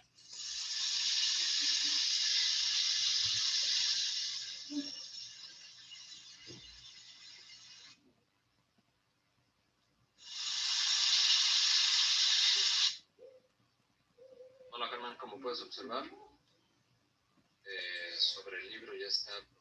Bueno, ahí lo que estoy explicando es que ya se está respondiendo a la parte de rotación, escala. Es decir, no nada más me permite observar el objeto a mí sobre el patrón, sino también modificar su rotación y su escala. Estos objetos están animados, los animé en 3D Studio Max, las nubes. Si observan, las nubes se están moviendo. Y esta parte del agua y de la cascada, eso se programó dentro de Unity. Ese es un shader, es decir, vamos a ver si aquí en la parte final se alcanza a ver otra vez. Lo que estoy haciendo es desplazar en uno de los ejes coordenados la textura y con el mapeo que tengo yo y que vamos a hacer nosotros en 3D Studio Max, hacer la deformación de las texturas más estiradas, por decirlo así, en la parte vertical que en la parte horizontal. ¿Sale? Ese es uno de los interactivos, bueno, uno de los mini programas que corren sobre alguna de las secciones del libro. Este es otro. Y también se disparan los audios de forma interactiva. En este caso, audios ambientales únicamente.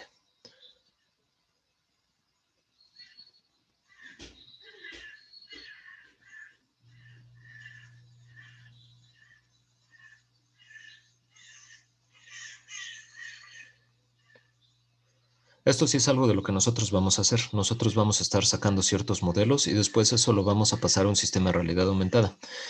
Ahora, el sistema de realidad aumentada que aquí se utilizó no es exactamente el mismo sistema que nosotros vamos a estar utilizando.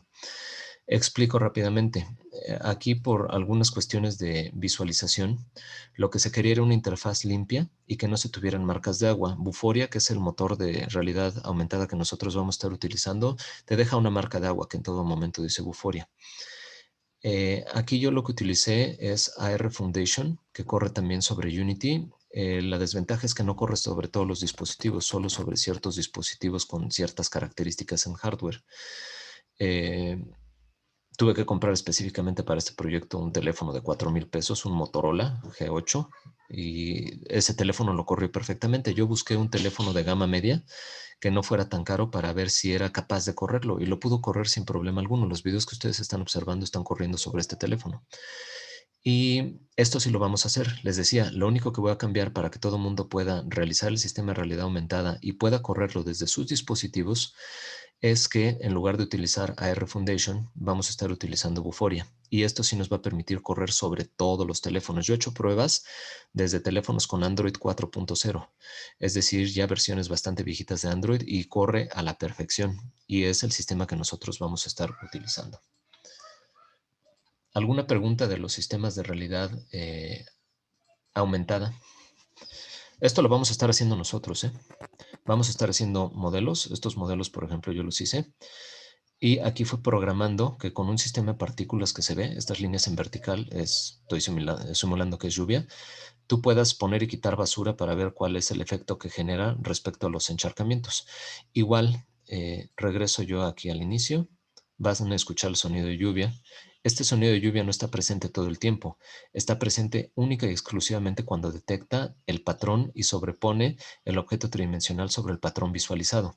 Y es lo que vamos a estar haciendo. Además de ello, si alguno de ustedes quisiera hacer una aplicación de realidad aumentada para proyecto final, será una aplicación más o menos de este tipo. Es decir, no es nada más la visualización de los objetos tridimensionales, sino también, como lo observamos en el lado derecho, la interacción con ciertos botones. Yo aquí puedo encender y apagar el audio, puedo mostrar y ocultar las cédulas y puedo quizá también interactuar sobre los objetos. Eso no era el objetivo de este sistema, pero se pueden interactuar también sobre los objetos virtuales. Es decir, yo le podría dar clic con el dedo en el dispositivo y que me diga edificio color azul, o dar clic a este otro edificio y me diga edificio de ladrillo, etcétera. Podremos nosotros asignarle propiedades a los objetos que sean desplegadas cuando uno seleccione el objeto en cuestión.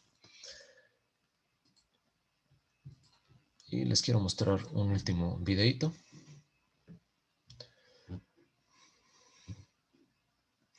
Este es sobre una planta de tratamiento de aguas residuales. Igual aquí se tienen ciertos botones que se muestran a la izquierda. Estos botones me permiten a mí mostrar tanto los textos como las etapas de la planta de tratamiento de aguas residuales y se muestra el objeto en cuestión que yo estoy seleccionando. En este caso, esta primera parte de la sedimentación de residuos para empezar con el proceso de tratamiento de aguas residuales. Y se pueden tener objetos animados también, como es este el caso, como el caso del sistema de partículas que había mostrado con anterioridad. ¿Alguna duda de estos o algún comentario, pregunta, algo que quieran ustedes acotar de este sistema de realidad aumentada que les mostré? Los escucho. Esa parte usted nos va a enseñar, ¿verdad? Cómo se Todo, por realiza. completo, desde cero. Sin miedo, ustedes van a entrarle desde cero aquí y yo soy el encargado de guiarlos desde cero, desde la producción de los objetos tridimensionales hasta la integración en Unity, la integración con la plataforma de Vuforia, el estar asignando una cámara virtual y los marcadores, que son imágenes bidimensionales, las cuales vamos a importar dentro de Unity para que en el momento en el que las reconozca pueda disparar los objetos tridimensionales sobre el patrón reconocido. Todo el proceso desde cero. Vamos a hacer una práctica hasta, como se los estoy mostrando yo, hasta tener un objeto sobre el patrón e interactuar sobre el objeto. Es decir, no vamos a llegar únicamente como la mayor parte de los videos lo muestran en internet, que es únicamente la sobreposición de un objeto tridimensional en el patrón, sino que vamos a interactuar con los objetos tridimensionales también. Perfecto, perfecto. Gracias, Isaiah. ¿Alguien más que tenga alguna pregunta, comentario, duda, aclaración? Cualquier comentario que tengan, por favor, los escucho.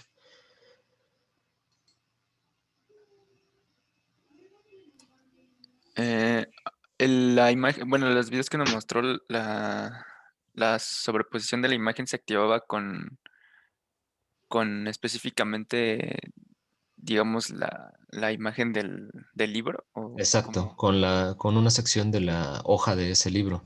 Haz de cuenta, detectabas tú a un muñequito y detectaba que el disparador era el muñequito y entonces sobre el muñequito sobreponía el objeto tridimensional.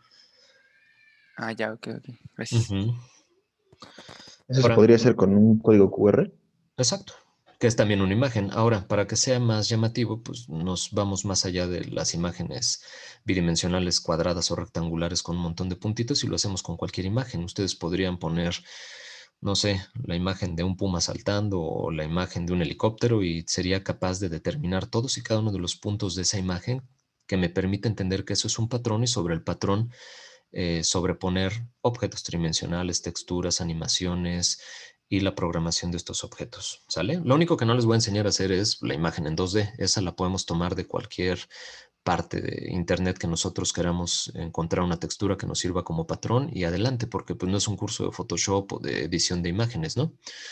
Tomamos cualquier imagen y esa imagen la tomamos como punto de partida para sobreponer los objetos tridimensionales. Lo sigo escuchando, jóvenes.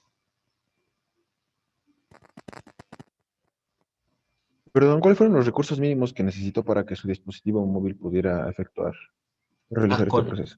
Con este, híjole, lo que pasa es que se requiere que tenga el acelerómetro, el giroscopio y cierta capacidad en RAM y en procesamiento de la tarjeta gráfica del celular o del dispositivo móvil. Si quieren, les paso yo el listado de dispositivos que corren AR Foundation, pero lo que yo les decía, como son dispositivos relativamente nuevos, esta tecnología de AR Foundation tiene 2 años, casi 3, no tiene mucho, es decir, pocos dispositivos lo pueden correr, pero Yo no voy a utilizar esta tecnología. Yo lo que voy a utilizar es Unity y Vuforia, que me permite correr aplicaciones de realidad aumentada en dispositivos de hace 10 años a la fecha. Yo he hecho pruebas con dispositivos que tienen Android 4.0 y lo corre perfectamente.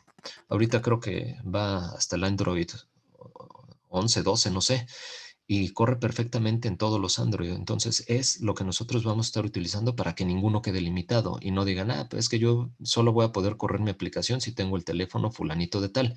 Les paso listado si ustedes gustan de todas formas para que vean esta tecnología que teléfonos la corren. Pero nosotros lo vamos a hacer con Vuforia, que corre en cualquier dispositivo prácticamente. Por cierto, nada más para indagar, me gustaría saber, ¿alguien tiene iOS o todo mundo tenemos Android?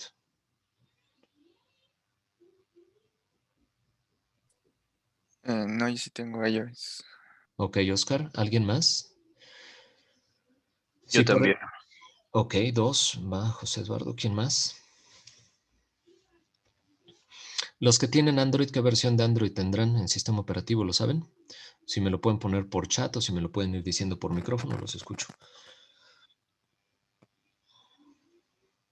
Ok, Android 10. Gracias, Edwin, perdón. 10 igual. Ok, correcto. Sin problema alguno corren las aplicaciones. Para los compañeros que tienen iOS, yo los voy a acompañar en el proceso hasta la compilación y el empaquetamiento de la aplicación. Posteriormente les voy a dar las recomendaciones de qué hacer directamente sobre el sistema operativo de iOS. Supongo que tendrán también alguna Mac sobre la cual están programando. El problema con iOS es que requiere pasar todo por Xcode para sacar el compilado final y finalmente la aplicación que se suba al App Store o bien que se reproduzca directamente en el dispositivo, pero se requiere pasar por Xcode y yo no tengo desafortunadamente una Mac para poder hacer el compilado. Los puedo guiar en el proceso, terminamos el proyecto en Unity, sacamos el compilado y ustedes se encargan de hacer la compilación en Xcode. No sé si tengan igual una Mac para programar. Yo programo en PC, en Windows. Entonces tendríamos que bajar un emulador. Si gustas nada más con tiempo, bajamos un emulador y sobre el emulador nos lanzamos a hacer la programación en Xcode y saco a lo mejor algún video específico para ustedes que puedan hacer el compilado. Yo mismo lo voy haciendo en la PC con el emulador y para sacar finalmente el app que corra sobre el iOS, ¿sale? Sin bronca alguna. Ok. Bueno, Gracias.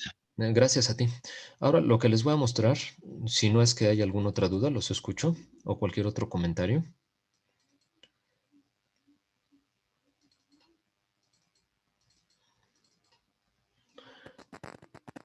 Esto que están viendo ustedes aquí en pantalla será el primer proyecto que nosotros estemos haciendo a partir del día miércoles y espero yo concluirlo el mismo día miércoles. Esto que saqué yo aquí es el ejecutable. Ahorita lo voy a abrir dentro de Unity para que ustedes vean parte de la interfase y cómo es que vamos a empezar nosotros a procesar este programita que les voy a mostrar yo aquí. A ver, Nos abre una ventana de configuración, nos dice la resolución y en este caso le voy a decir en el display 2 que corra para que ustedes lo vean en pantalla. Ok, lo primero que vamos a hacer es navegar entre ventanas.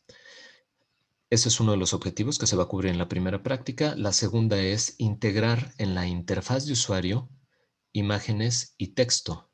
Además de integrar el texto, vamos a integrar nosotros fuentes personalizadas, de tal forma que no nos quedemos con la Arial, que es la única que trae por default Unity, y nosotros podamos cargar cualquier fuente que nosotros encontremos en Internet. Me parece OTF y TTF los únicos formatos que acepta Unity, pero hay una infinidad de fuentes. Nosotros podemos personalizar fuentes.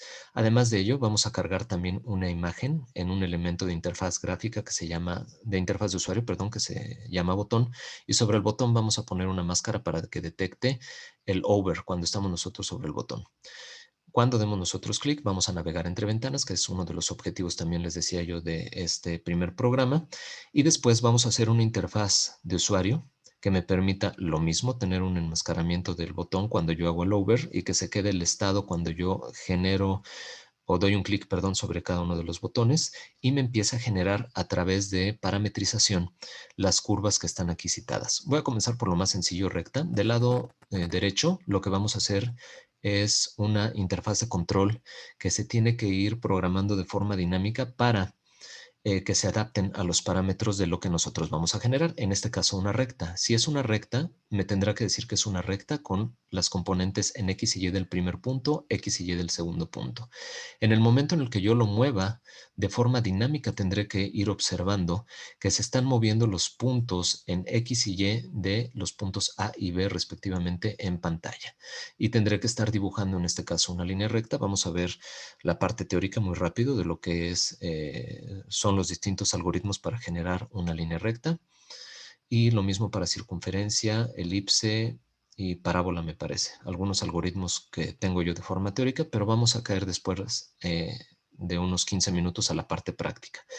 Retomaremos también lo que es la parte de parametrización que ustedes vieron por ahí de geometría analítica y vamos a programar respecto a estas curvas y recta parametrizadas, ¿sale?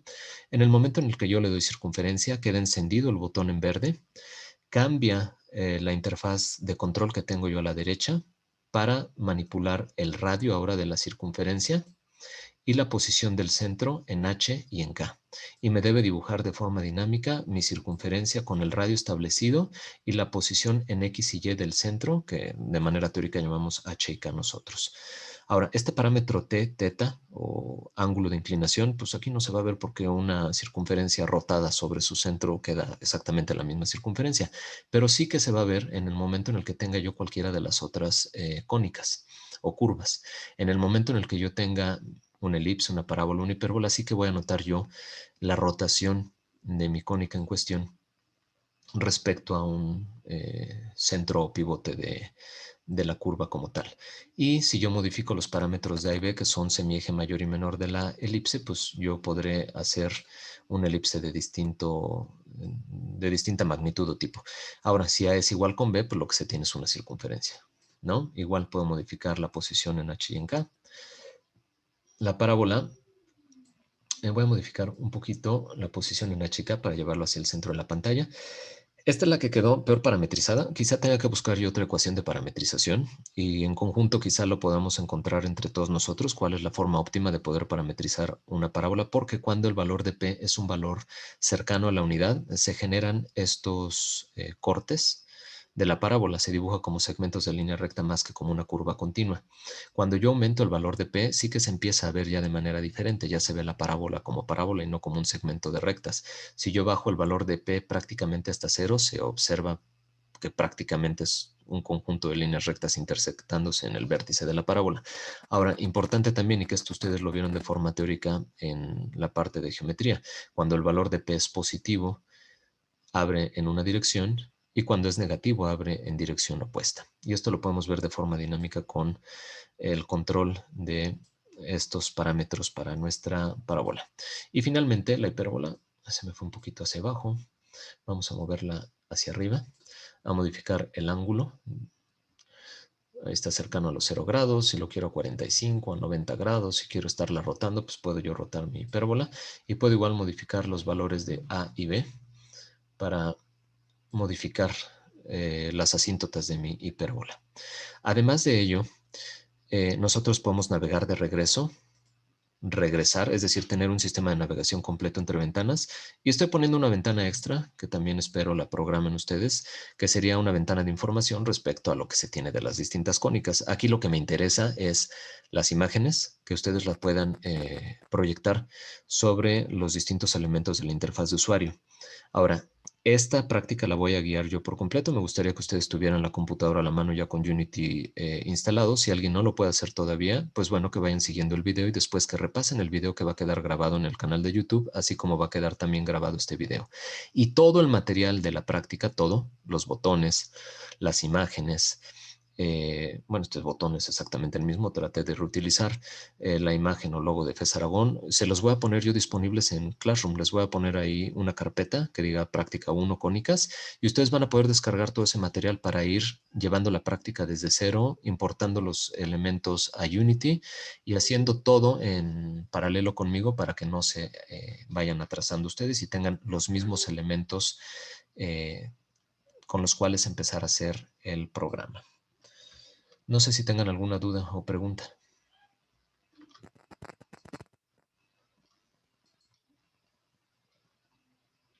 No, profe, ninguna. Bueno, pues este va a ser nuestro primer programa que vamos a estar haciendo. Ya me faltan 3 minutos. Creo que ya no va a dar tiempo que muestre yo Unity, pero el día miércoles a las 9 de la mañana en punto estaré abriendo yo Unity para que desde cero veamos cómo abrir el programa, cómo empezar con un proyecto nuevo, cómo decir si el proyecto va a ser en 2D o en 3D. Una vez abierto el proyecto, que veamos cómo se genera una estructura de carpetas, cómo esas carpetas las podemos nosotros visualizar en el explorador de Windows o bien en cualquier explorador de sistema operativo que tengan ustedes y posteriormente cómo ir generando una estructura de carpetas que me permita organizar mi proyecto en fuentes, imágenes, materiales, escenas, scripts, cómo generar los scripts en C#, todo lo vamos a ver desde cero para que ustedes sean capaces de obtener este primer programa, espero yo, ya en la próxima sesión. ¿Sale? ¿Algún comentario extra que tengan ustedes? Por mi parte, esto sería todo. No, profe, todo bien. Bueno, pues entonces deseo que pasen un bonito fin de semana. Nos estamos viendo por aquí el día miércoles y ojalá puedan ustedes ya descargar Unity para que comencemos el día miércoles con todo, porque este es el primer trabajo que me van a tener que entregar ustedes. Yo los voy a ayudar con gran parte del programa y les dejaré por ahí 1 o 2 cónicas que ustedes programen solitos para concluir dicho programa y que ustedes tengan la calificación de su primer tarea, que sería esta precisamente. Bueno, pues muchas gracias, jóvenes, por haber estado aquí conmigo y los espero el día miércoles a las 9 de la mañana. Bonito fin de semana. Gracias, profe, igual. Gracias, profe, igualmente. Está muy bien, profe, gracias.